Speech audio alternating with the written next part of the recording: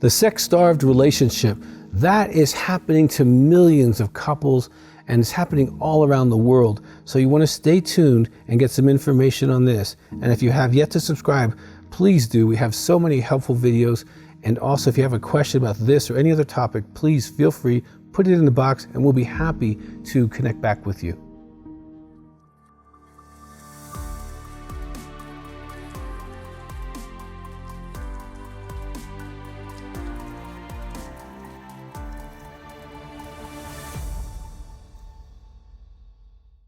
The sex-starved relationship. Now, if you're watching this, you're either the person who's being starved, which is most likely who's watching, or the person who's starving, who probably would do good to watch this. So let me talk to the person who's being starved. First thing I want to say, it's not your fault. Unless you did something really significant, which we'll get to, okay? If there's been infidelity, engaging in prostitutions, online affairs, and your partner is traumatized, and that's why they're not being able to be sexual at this time, well, there's hope for that. They can get help, and of course, they can call our office. We deal with partner betrayal trauma every day in our office, and that number is 719-278-3708. Now, if there's intimacy anorexia, and you're starving your spouse out emotionally and spiritually, and no touch and no praise, okay, then they might react to that in a way to withhold because sex feels empty and alone.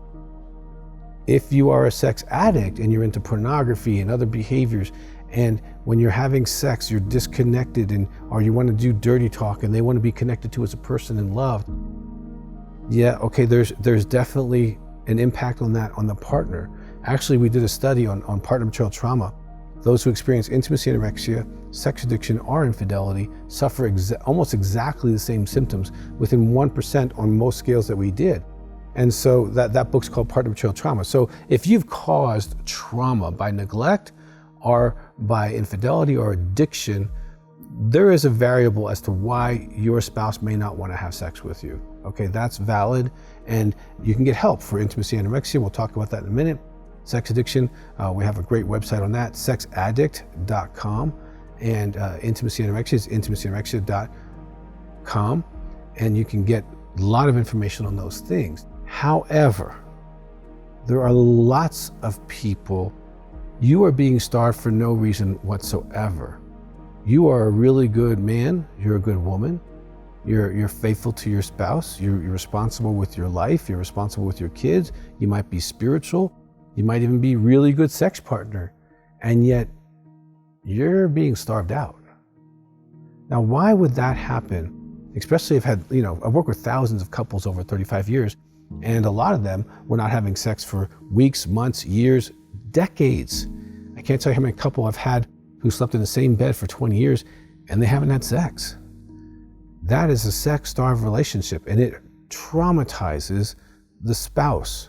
That's legit. It's neglect and it's abuse to sexually starve your spouse. Now, some of the reasons, some of them could be biological, but those people tend to solve the problem, and they want to solve the problem. If they're depressed, low sex drive is normal, but they can figure out why they're depressed, whether it's physiological or whether it's circumstantial, or they're not being responsible in some way. They can figure out why they're depressed, and they want to because they want to have sex.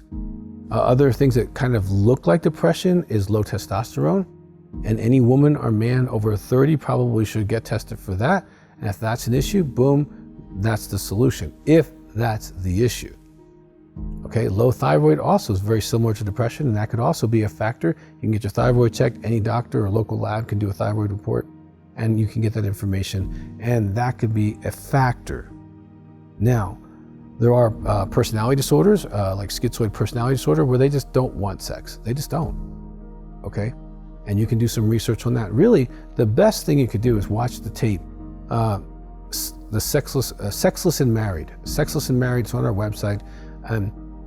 That tape has all of this stuff, information, and what you can do on each topic.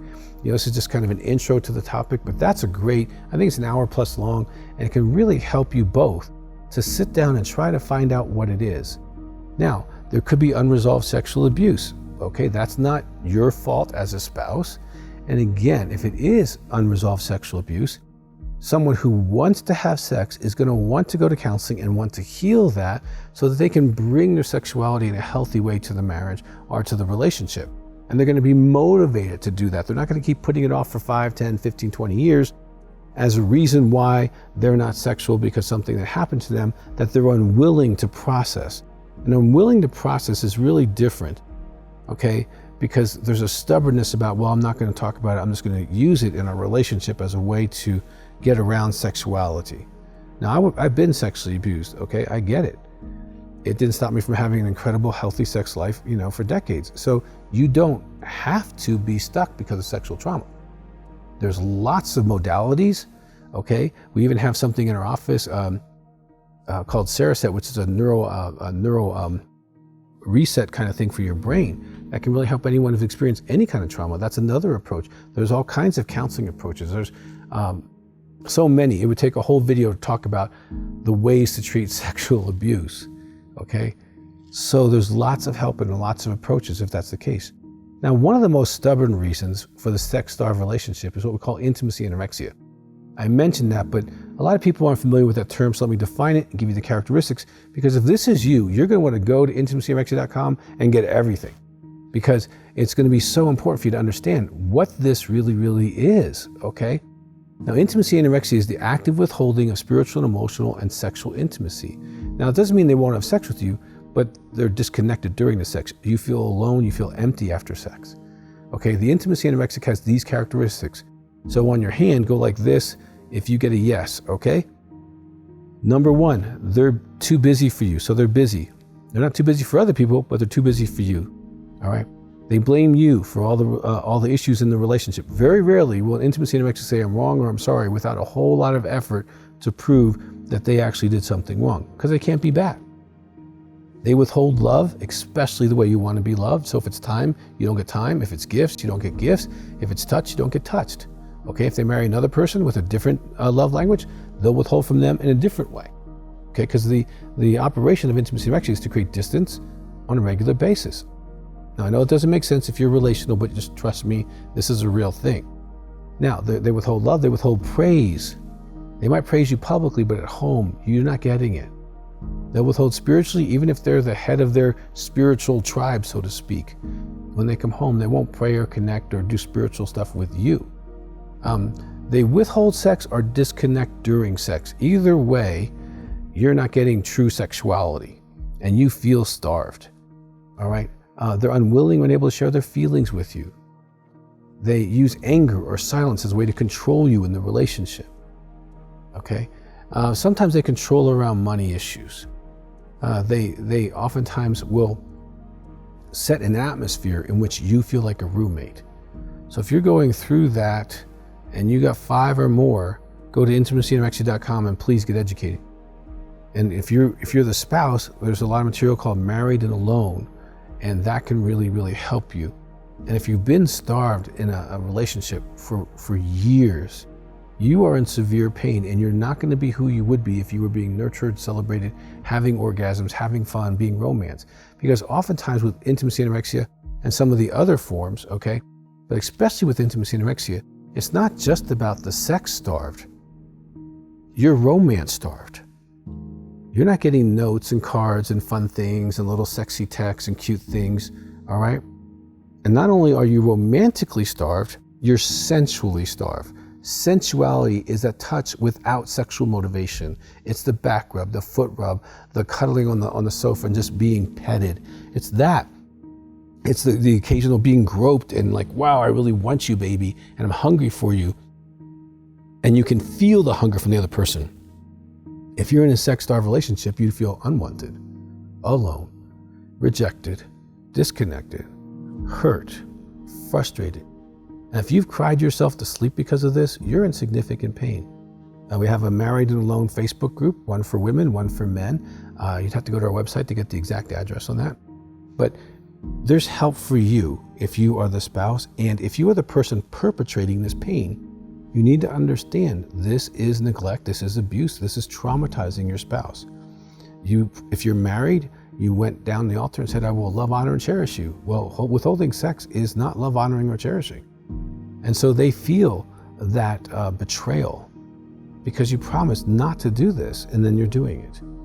And for whatever reason, and again, I would recommend the Sexless and Married thing. If some of this has kind of resonated with you, get that, watch it, download it, and maybe that'll give you some more information on the topic that you are really maybe having to address. But this is a real issue. And if you are being starved sexually, you're going to probably have to be the person to reach out for help first. You know, I worked in a treatment center with alcoholics when I was first starting my career. And it was usually the spouse that was bringing the alcoholic because it was the spouse that was in pain.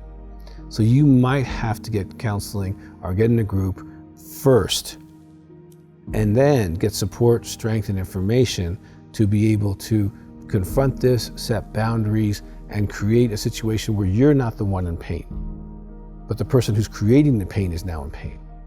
And it might take some education and some kind of support to be able to create that per your situation. But being sex starved is not normal, it's not loving, it's not kind in any way, and it really, over time, is neglect and abuse.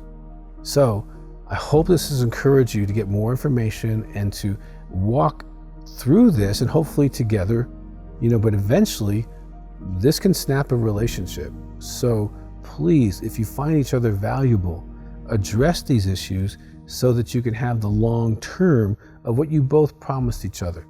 Now, if you haven't subscribed to our channel, please do. And there's a lot on this, on the intimacy anorexia, on sex addiction, on infidelity, on married and alone, on partner betrayal trauma. We got lots of videos on that stuff, so please just kind of float around there and find those. But if you have a question, sincerely, go ahead and put it in the box.